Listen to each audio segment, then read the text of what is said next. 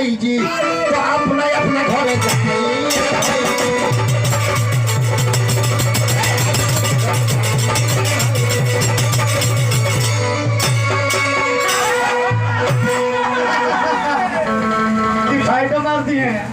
जननी की धरती भैली वीरवन से खाली आज हमरा बुझा गई कि धरती वीर से विहीन हो गई बनी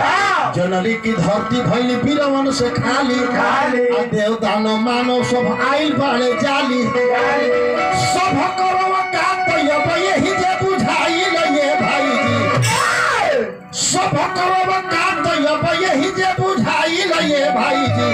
तो अपना अपना घर खाई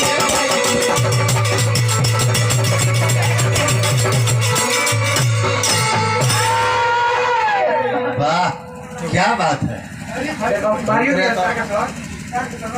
अब अतना बात जब लखन लाल सुनले रघुवंशी महाजहाँ का होई समाज ऐसा कहीं न कोई बोली जनक जैसे अनुचित वाणी अभी धमान रघुकुल मणि भैया से कहले के भैया राजा जनक जी ऐसा बात बोल ले जहाँ रघुवंशी में से एक आदमी भी रहेला ओजा के ऐसा बात ना बोले रघुकुल के ताज भैया राम बने और राजा जनक ऐसा बात बोल दिले भैया राउर यदि अनुशासन पाऊं कंदुक यूं ब्रह्मांड उठाऊं अगर राउर आज्ञा होखे तो धनुषवा के लेके सोई जो दौड़ ना कोई तो हमार नाम लखन लाल मेरू पर्वत के मुरई के समान उखाड़ के फेंक दे पूरा ब्रह्मांड के उठा के कच्चा घड़ा के समान पटक के फोड़ दे लेकिन कब राउर आज्ञा पाई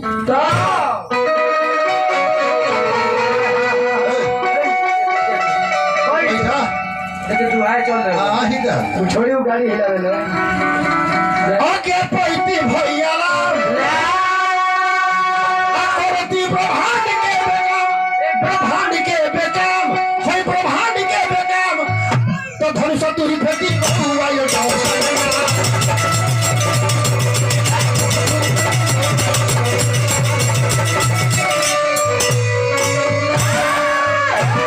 भैया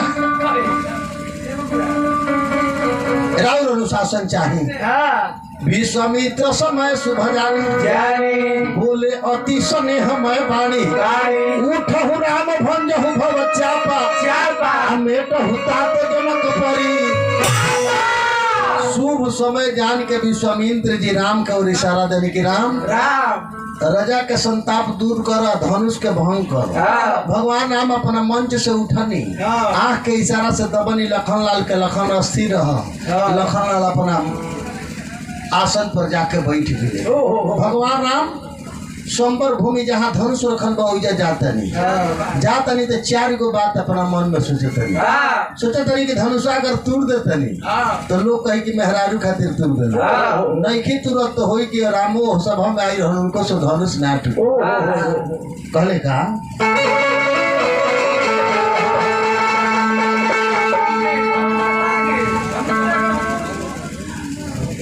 धनुष अगर ना तोड़ू तो कुल में कलंक लागे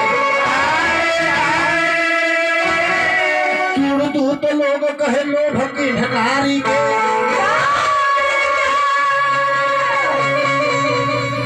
तीसरे में सोचे राजा जनक पर ठानन को चौथा में सोच कि रावण यशुरारी के ये चार गो बात मन में सोचता रे सुनाए ना सो तो कहते रही कि ये सखी राजा के केहू माना काहे नहीं कर जब बड़े बड़े वीर लोग से धनुष ना टूटलते एगो हती चुकी लड़का के भेजते सखी लोग समझाते कि इनका के लड़का मत बुझा छोटा सा मंत्र होला ब्रह्मा विष्णु महेश के अपना बस में कर ले